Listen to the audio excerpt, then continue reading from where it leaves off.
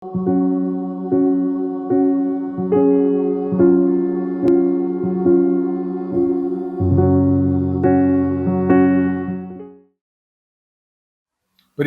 உங்கள் யாவருக்கும் ஆண்டவராகிய இயேசு கிறிஸ்து நாமத்தில் அன்பு வாழ்த்துரை தெரிவித்துக் கொள்கிறேன்.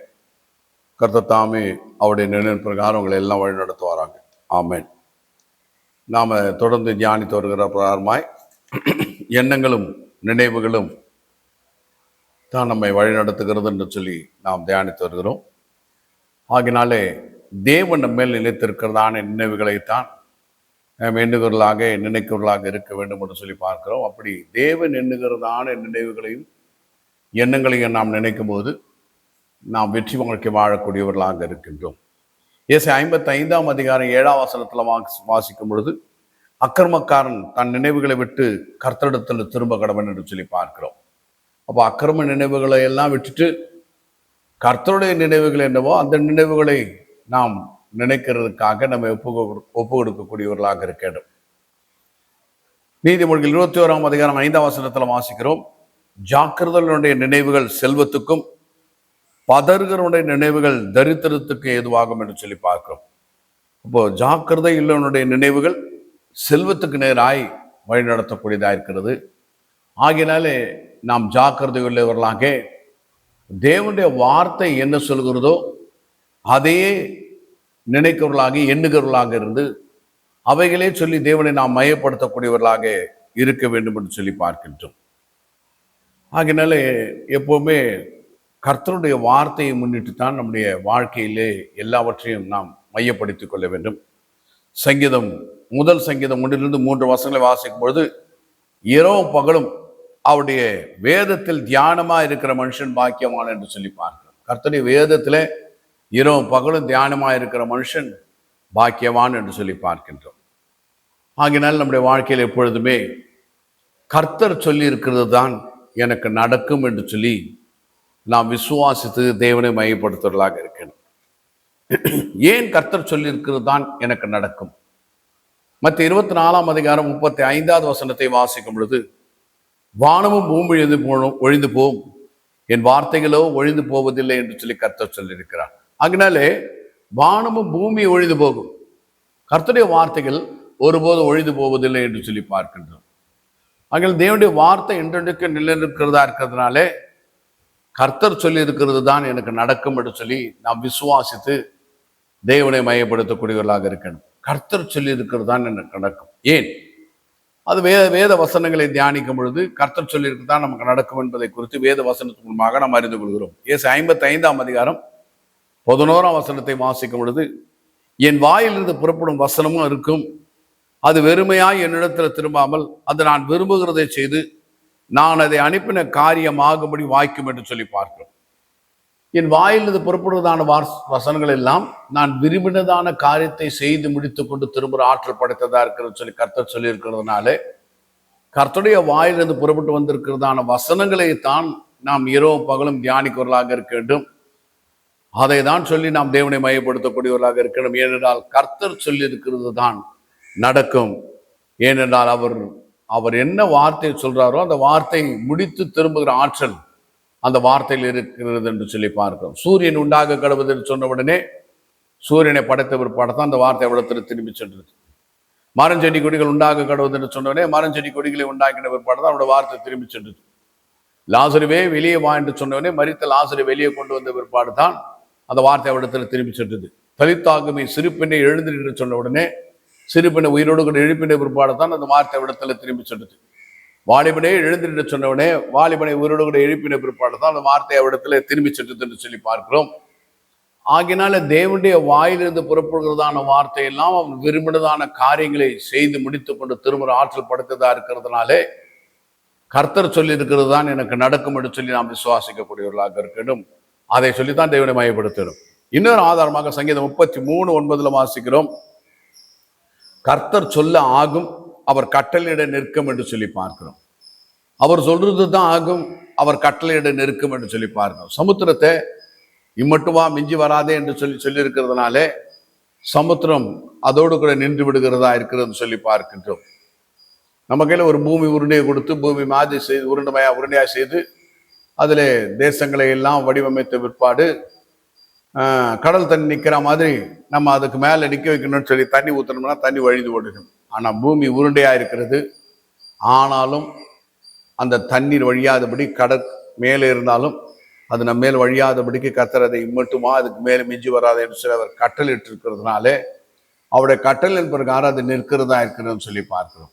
ஆகினால பிரியமானவர்களே, அவர் சொல்றது தான் ஆகும். அவர் கட்டளிட நிற்கும் என்று சொல்லி இருக்கிறதுனாலே அவர் என்ன வார்த்தைகளை சொல்லியிருக்கிறாரோ அந்த வார்த்தைகளை மாத்திரம் நாம் கவனித்து அவர் சொல்றது தான் என் வாழ்க்கையில நடக்கும் என்று சொல்லி விசுவாசித்து அவரை நாம் மயப்படுத்தக்கூடியவர்களாக இருக்கிறோம் என்று சொல்லி பார்க்கிறோம். ஏசியா 14:24 கூட கர்த்தர் சொல்கிறார், நான் நினைத்திருக்கிறபடியே நடக்கும், நான் நிர்ணயித்தபடியே நிலைநிற்கும் என்று சொல்லி சேனைகளின் கர்த்தர் சொல்கிறார்.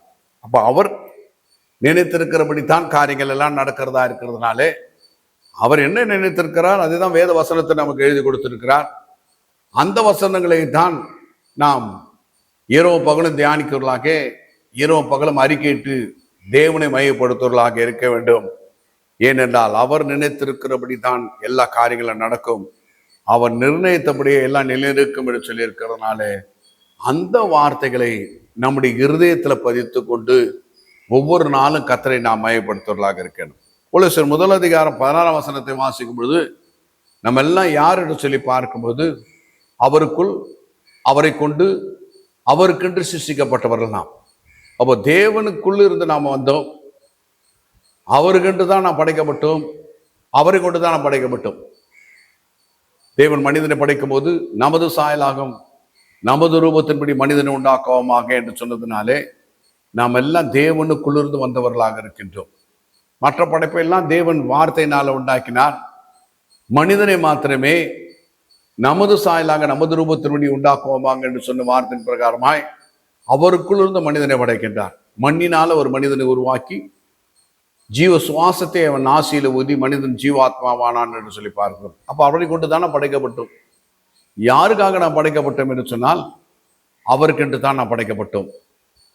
ஆயினாத்தான் கர்த்தராகிய இயேசு கிறிஸ்து சொல்வார், உன் தேவனாகிய கர்த்தரிடத்துல முழு இதயத்தோடு, முழு ஆத்மாவோடு, முழு மனதோடு, முழு பலத்தோடு அன்பு கூறுவாயக என்று சொல்கின்றார். ஆகினால பிரியமானவர்களே, நாம் அவருக்கென்று தான் படைக்கப்பட்டோம். அவருக்கு ஆராதனை செய்வதற்கென்றே நாம் படைக்கப்பட்டவர்களாக இருக்கின்றோம்.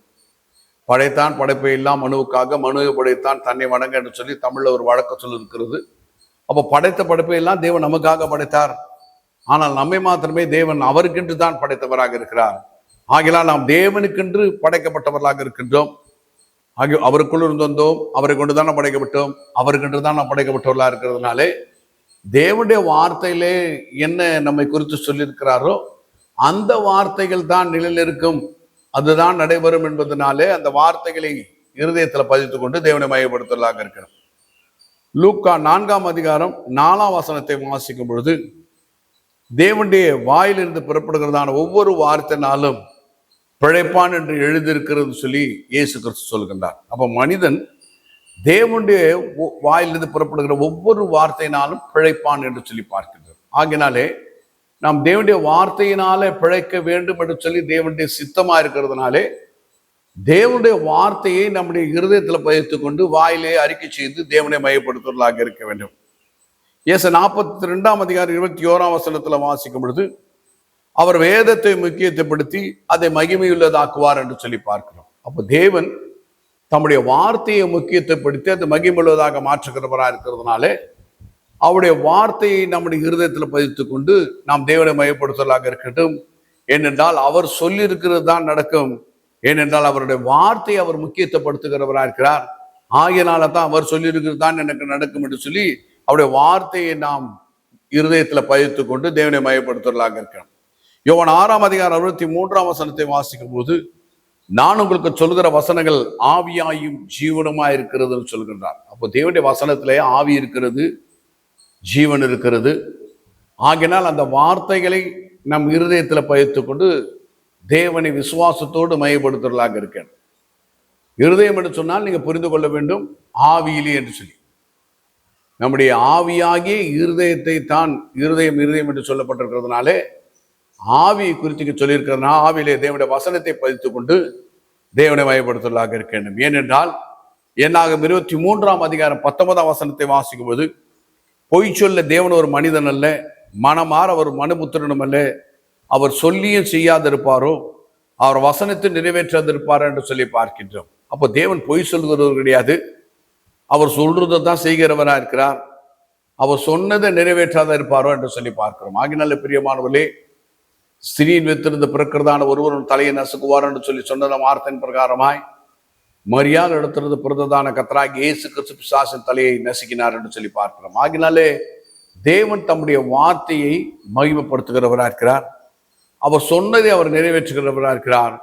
ஆகினாலே பிரியமானவர்களே, கர்த்தர் சொல்லி இருக்கிறதான் எனக்கு நடக்கும் என்று சொல்லி விசுவாசத்தை எப்பொழுது நாம் தேவனை மையப்படுத்தலாக இருப்போம்.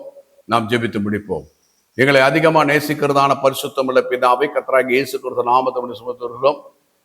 நீர் எங்களை குறித்து நினைத்திருக்கிறதான நினைவுகளையும் எண்ணங்களையும் பரிசு வேதாமத்தங்களுக்கு வகுத்து கொடுத்திருக்கிறதுக்காக சோத்திருக்கிறோம். அவைகளை நாங்கள் இருதயத்தில் பதித்து கொண்டு விசுவாசத்தோடு மையப்படுத்த எங்கள் எல்லாருக்கும் நீர் கிருபை தரும்படியாய் கர்த்தராகிய இயேசு கிறிஸ்து நாமத்தை ஜெபிக்கிறோம். பரிசுத்தம் உள்ள பிதாவே, ஆமென்.